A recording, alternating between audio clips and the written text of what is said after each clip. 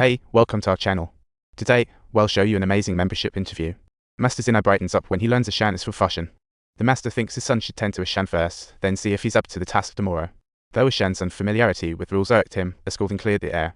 In fact, son showed some affection for Shan and, after talking, found he was an unwanted outcome of a family gathering, unfavored by Grandpa's son. Young Master Zina earned his status through grit, seeing Shan's potential as worthy of attention. Still, he reminded Shan to respect Grandpa's son. Despite his age, he once charged onto enemy ships, making foes tremble with a single shout. After that, young Master Zina thoughtfully found Shan a room. Shan sighed in relief, because he actually came all this way to find his sister. Joining a gang felt like a wild goose chase, but maybe it would make finding her easier. But little did he know, Chinatown was way more dangerous than he imagined, like stepping into a deadly video game. Help! Help! Help! The fighting sounds were alarming. He looked around and saw two Irish guys teaching a lesson to a Chinese guy who looked like he was already done for.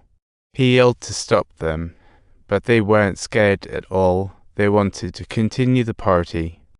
What lovely guests. Meanwhile, as Shan was in a rush to find his sister and asked young Master Zina, only to be misunderstood as someone looking for something new after being stuck. So, young Master Zina took him to a massage parlor, and the owner, seeing he was brought by Zina, instantly prepared a whole lineup of ladies for him to choose from. Seeing this spectacle, Shan realized there was a misunderstanding and told the owner he was actually looking for a girl named Xiao Jing, but the owner hadn't heard of her. But being a business-savvy guy, the owner decided to send Shan off with the lady, just to move things along. However, they had no idea that someone was very interested in the name Xiao Jing, and soon a group of Chinese guys with big braids stormed into them. They quietly snuck into young Master Zina's room and, without a word, pulled out knives to talk about cutting the chat short. Just because Shan asked about Xiao Jing, they came looking for trouble and mistook young Master Zina for Shan. At this moment, Shan heard the noise and rushed over, admitting he was the one asking about Xiao Jing, only to be met with threats from the gang either go with them or prepare for the reason. Their boss Long Jai wanted to see who was asking about Xiao Jing, but Shan said he had no idea who Long Jai was or what that even meant. They weren't polite, but Shan attacked, and in a few rounds, the thugs were scattered like flies. The loudest one suddenly found himself on the wrong end of a comeback, and Shan's skill left young Masters amazed. Looks like they got another warrior on their side. At this point, the not-so-dazed Long Jai's henchmen got up and pulled out axes, thinking brute force could win the day. However, Shan's speed, strength, and precision outclassed all. They stepped into a dance battle and couldn't keep pace. In just a moment, they were back down, and Shan was just taking a few breaths. What a powerhouse, leaving young Master Zina and his eye in awe. This bout made Grandpa Zina value Shan even more and personally branded him, making Shan an official member of Huey Hall.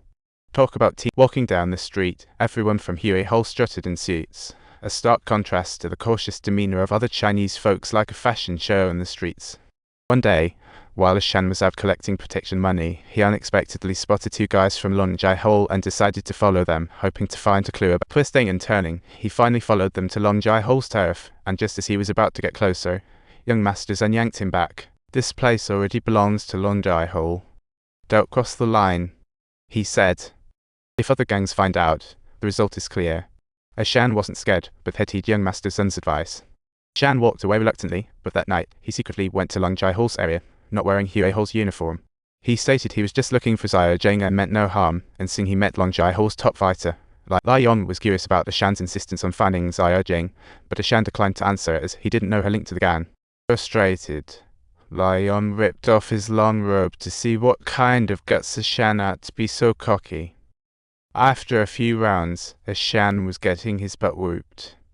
Looks like Xiao Jing's status in Long Jai Hall was not to be underestimated.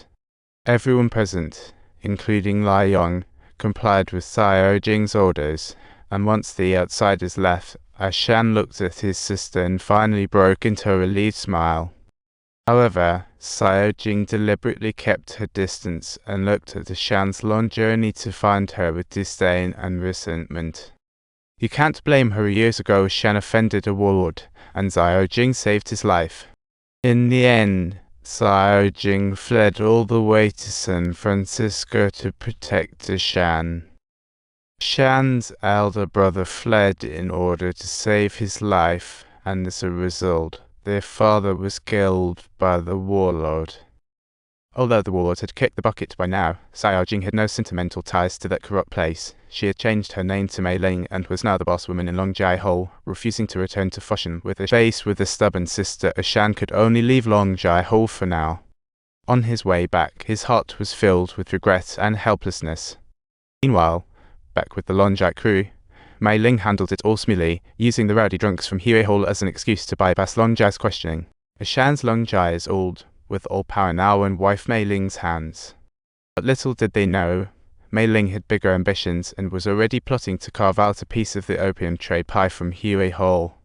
Shan went to Azai's massage parlor to drown his sorrows in booze.